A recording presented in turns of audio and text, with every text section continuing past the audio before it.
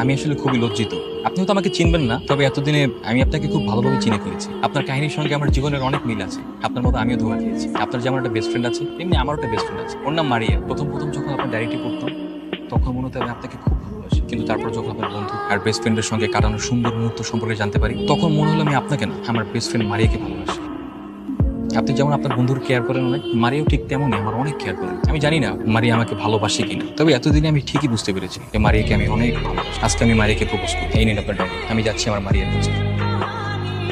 তুই এখানে কেন? আমি তোকে আমার মনের কথাগুলো বলার জন্য এই ডায়েরিটা দিয়েছি। তুই আমাকে এতটা ভালোবাসিস? শুরু থেকেই তোকে অনেক ভালোবাসি আমি। এতটা ভালোবাসিস আগে বলিসনি কেন? কখনো কি দেখেছিস মেয়েদেরকে মনের কথা বলতে? দাঁড়িয়ে থাকবি নাকি আমাকে প্রপোজও করবি?